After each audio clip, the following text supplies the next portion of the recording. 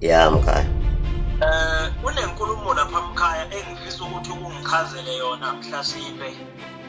Mina njengosikweletu umfana kwangakini futhi indoda engicabanga ukuthi siyazana sixhumana kakhulu, kodwa ezinye izinto angikwazi ukuthi ngiyikhulume ngoba phela uyi-brand Ezuma Yogurt, kodwa cha ngithi ngoba manje ngiyayibona ukuthi angathi iyaphuma esandleni.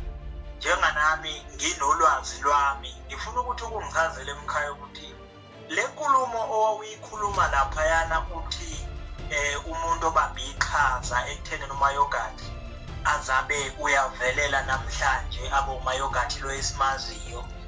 Leya nkulumo wawuqonda ukuthini noma mhlasimpe wawuyibeka ngelani, ngoba ngicabanga ukuthi mina ingigejile engicabanga ukuthi mhlasimpe nabanye abantu ibagejile abayi-understandanga. Wawuqonda ukuthini laphaya mkhaya, ngoba ngicabanga ukuthi mina ezosikweletu ngikwaze ngenye insizwe khona la endimeni leka kaJobe anginalo ulwazi kahle ngayo ukuthi isuka kanjani. Wawuqonda ukuthini wona mkhaya laphaya? Ya mkhaya, ngiyakuzwa mkhaya, nami into kanjalo ngike ngayibona ngenye indlela mhlawumbe kwabanye abantu, yabona. Mina kahle ngizama ukuveza apha mkhaya, ngangithi umuntu owaqala ukungiphosta, you understand, owayivelele, yabona. So manje abantu ngathi mhlawumbe ayithathe bayijike mhlawumbe ibange ngenye indlela yabo, kodwa manje mina iqiniso lithi, yabona, ungulekisana kunaliyanto iqiniso ukuthi uKhuzani waqedela i-album ebhova i-Secret, yabona. Kuyiqiniso elimsulwa lelo, angithi. So uma mina mhlawumbe ngifisa ukutalapha kulo nsizwa ukutalapha lapha kuKhuzani, mina ngizothini? Ngizothi hayi into engekho leyo, understand. Kwesinye isikhathi ngathi mhlambe abantu aba-understandanga mhlambe, yabona. Iqiniso nje limsulwa ungulekisana nalensizwa umbeje dlala elikhulu iqhaza, kodwa ke ngifuna ukuthi ngike ngiqhumane nayo ngithi shwele, ngiqolise nje kakhulu, ukuthi ngithi ngiyaxolisa kakhulu la ngiphambuke khona, ukuthi makukhona mhlambe la ngiphambuke khona abantu baphinde bekwazi futhi ukungibuyisa endleleni. Iloko njengamanje ngifuna ukuqela nje kubantu. Ima-ke mkhaya, kunenkulumo la, ngiyabuza impela. So njengoba nami ngikubuza phezu kwale video engiyibona ihamba laphaya ku-YouTube nasey'nkundleni zokuxhumana futhi ngokunjalo ngiyibonile, unegama la olisebenzisayo uze wenza umzekelo ngobhuti uKhuzani. Kahle wena laphaya njengoba wabuza lo mbuzo, not ukuthi kahle uJobe uyena mntu okwenze wabo umayogathi lo, uyena namhlanje wena wawuqhuba ekuthenini usaqhuba umdlalo ushaya umbeje ngalezo nduku zenu zokudlala, uveza into kanjalo kahle. Ngiveza into kanjalo mkhaya, ukuthi ungcweka kahle ukuthi wasingcweka phela samele kube nento la nami ezohlala ngithinte khona, noma mhlawumbe ufuna ukushaya idolo noma ufuna ukushaya iqakala mkhaya, yabona. So njengoba ngisho nje ukuthi yebo, abantu abaningi bangazi ngayo umfowethu, yabona. Bangazi ngayo umfowethu, siyaxhumana naye kakhulu, yabona. Siyaxhumana nje kakhulu umfowethu, okuwukuthi nami ngizama ukuthi phela ukuthi ungapheli umdlalo, yabona. Ngiyakuzwa mkhaya, ngiyakuzwa. Ukuthi manje ngicabanga ukuthi uya-understand ukuthi i-industry esikuyona ezinye izinto siyane siyithathe ngenye indlela, ngoba kwamina nje ezosikweletu ngididizekile lapha mkhaya, ngifuna uqamba amanga. Ngiyazi ukuthi masixoxa nawe ngiyakutshela ukuthi mkhaya, angifisi mina ukuthi ngivele as umuntu oxhumanayo nawe, ngoba ngesikhathi usaphansi azange ngiyidlale irole yokuthi ngiveze ukuthi khona umuntu okuthiwa umayogathi ongasekhaya. So manje njengoba ngikubuza ngoba ngiyabona ukuthi ayikhona.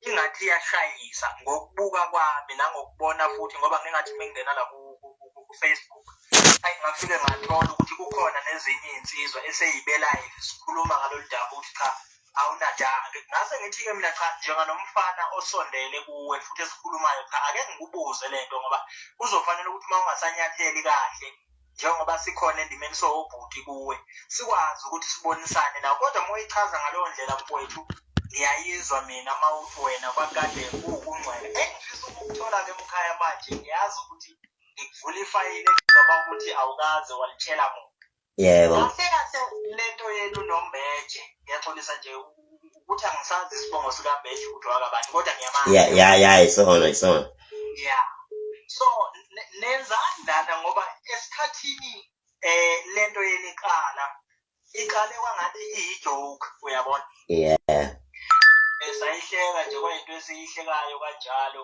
ukuthi hawu nazi insizwa yidalabhana kanje leya nto mkhaya ngifisa uku-understand ukuthi nixabene ngempela noma mhlasimpe nisuke ningcweka nje njengey'nsizwa ngoba kunokwenzeka ukuthi izinto maseyikanje uthole ukuthi mina ezusikweletu ngizoyithatha ngokuthi hayi kusho ukuthi kahle kahle labantu abezwani ingako uma yogade kwazi ukuthi angambizi umbeje uma kungabe kuthiwa kune-interview kahle kahle lento yenu ukusuka kwayo nanisuka ningcweka lokho ukuthi niyadlala njengey'nsizwa njengoba usho ngoba uyakuveza manje ukuthi hhayi niyaxhumana so ngifuna ukuthola la ukuthi lokuxhumana kwenu nixhumana ngoba nani kade ningcweka mhlasimpe senixabene noma nanixabene nagcina seningcweka noma hhayi naniyingcwekela nje futhi nisaqhuba lokho akhonci okhona phakathi kwenu nobabili ya mkhaya kuyinto enjalo mkhaya nje bekungcweka nje ukuthi nga-understanda noma ukuthi cha naye insizwa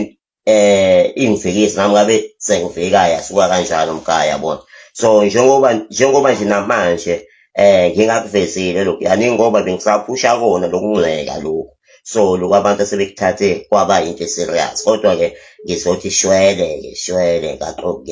ngiyaxolisa nje kakhulu yima-ke mkhaya le nkulumo yethu iyangibida mkhaya mina phela ngikhuluma nomayo but manje ngizosokuthi shwele ushweleza kuphi kanti ushwelezaphi mkhaya ukuphi ngoba phela ngithi mina sikhuluma nawe nje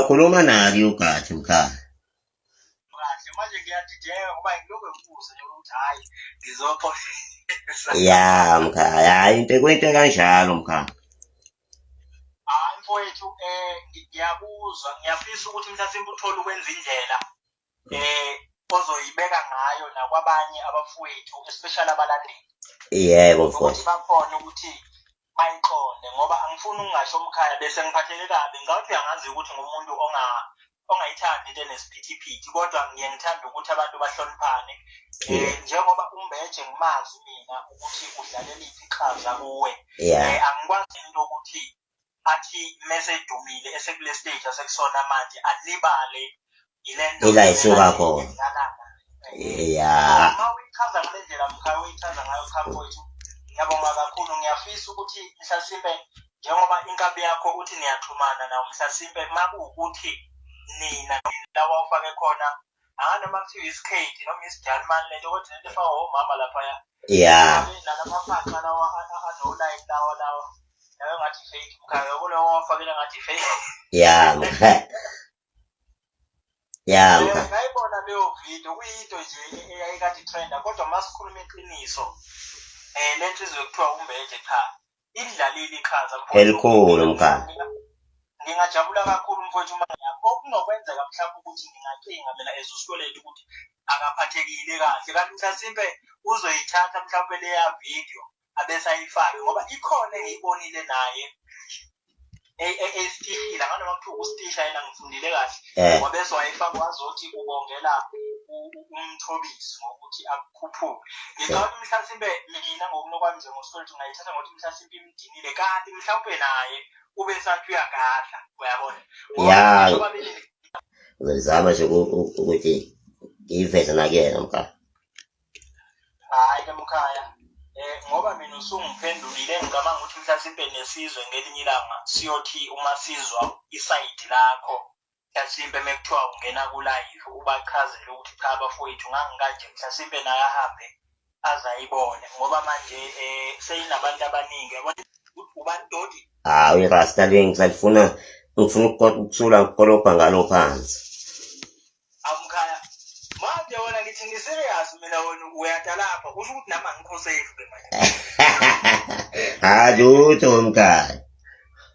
hayi mfowethu ngingajabula kakhulu uma ngabe ngisakushaya mina khumbula thina siyadlala hayi kodwa ayinankinga ezinye nezinye ngeke size siyikhulume kodwa nje into beyidala ukuthi ngikufonele ukuthi angifisi mfowethu ukuthi ngelinye ilanga ngizwe kuthuma yogathi akanadanke ngendlela ukuthi ukhohlwa abantu abakusizile uzoboma yogathi lo yena namhlanje ngoba ngabantu ziningi insizwa ezikhona njengomuntu omdala ngiyabonga futhi kakhulu.